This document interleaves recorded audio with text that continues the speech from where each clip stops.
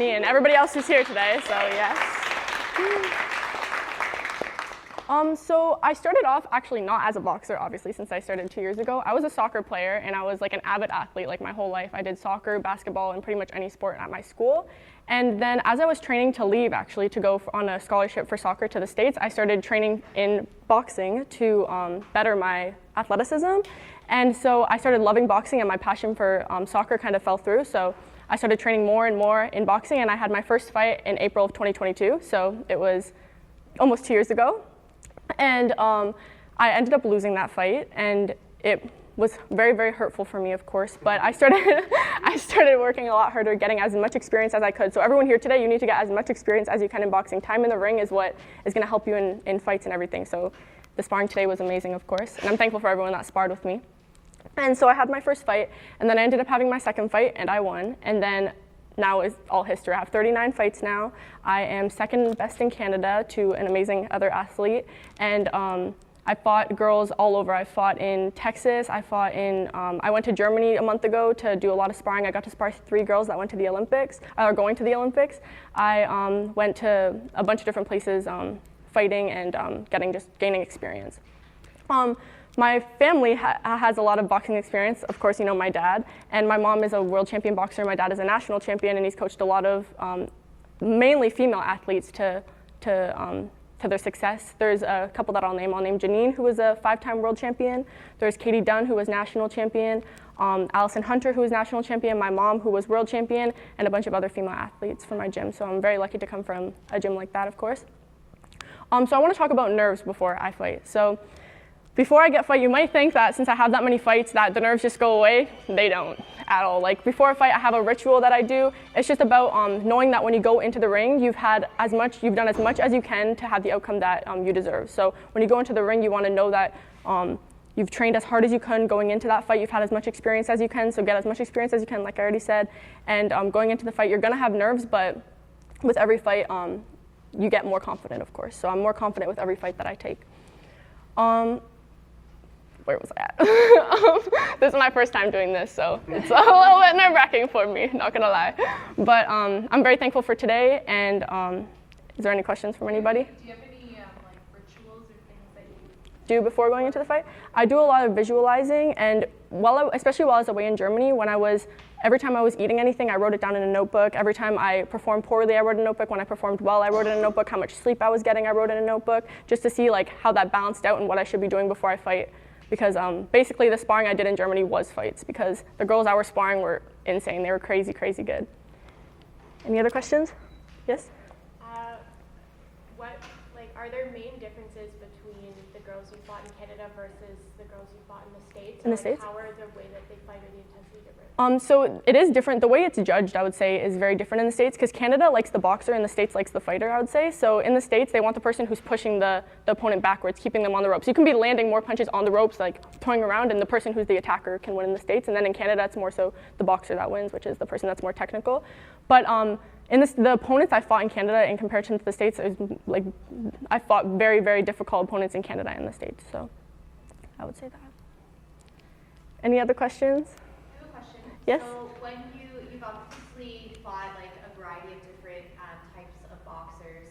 So what is the main difference when you're going in against somebody with less experience than you versus when you're going in the ring competing against somebody with way more experience? So when I'm in there with someone with less experience, I believe that it's your opportunity to work on things. So when you're in there with somebody who is less experienced than you, you want to be working on things that you're worse at. And especially when I'm sparring with people, I like to work on things that, if I need to work on my jab, then I'll be working on my jab, just lead hand in that round. Or if I need to work on my right hand, just right hand in that round. And so that's what I do with that. And then when it's a more experienced opponent, sometimes we'll watch their videos before and see if they're southpaw, orthodox, what they like to do, and work on what to be able to attack the opponent in a way that they can't defend. Any other questions? Yes?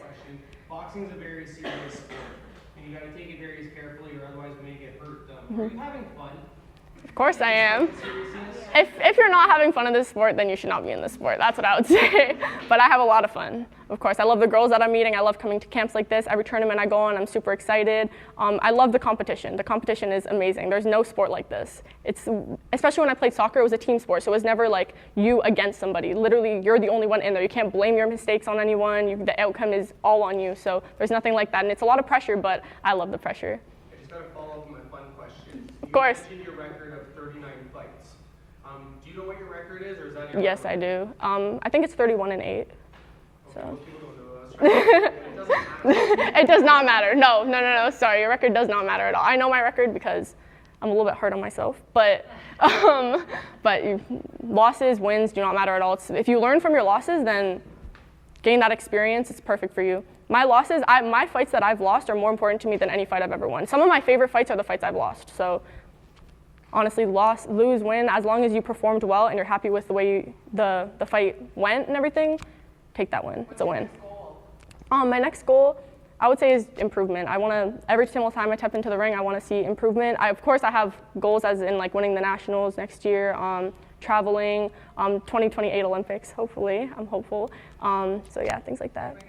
If they bring it back, please. Can you tell us about some of you mentioned Scarlett, she's got one of the people you lost to, actually lost her twice. I lost her twice. Some of the other losses? So I lost to a girl who's number one in the United States at 126, so the weight class above me. I lost my first fight. I lost to a girl named Jasmine Hampton, who's the number one at my weight class in the States. And I lost in BC to a girl who was a very, very close fight. And I hate to say that, that I should have won. And I'm not going to say it, but take that as you will. But yeah. Any advice for the girls that are just starting out? That you would say to yourself first? When I first started boxing, be in the gym, take every experience that you can.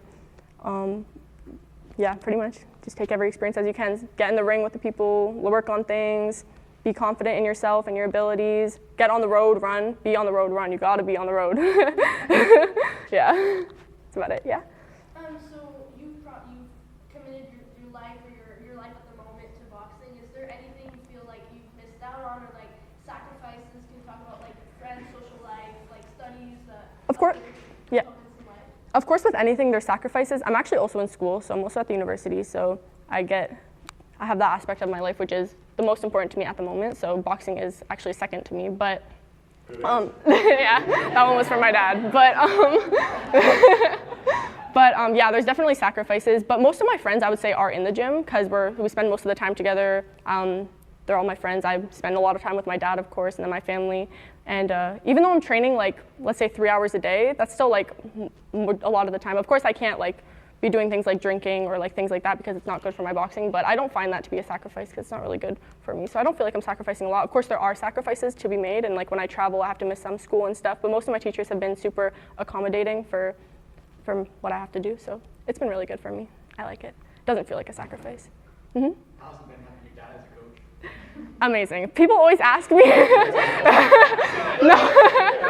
No, but people are always like, it must suck having him as your coach. He has to tell you what to do. Like when I went away, like a couple of girls that used to have their dad as their coach were like, oh my gosh, I can't imagine having your dad as your coach. But I love it. I eat it up. I love it. She also has a very good coach. Yes, amazing coach. Very, very good coach. For those who don't know, Josh is one of the best coaches. Our Olympian says that. Yes.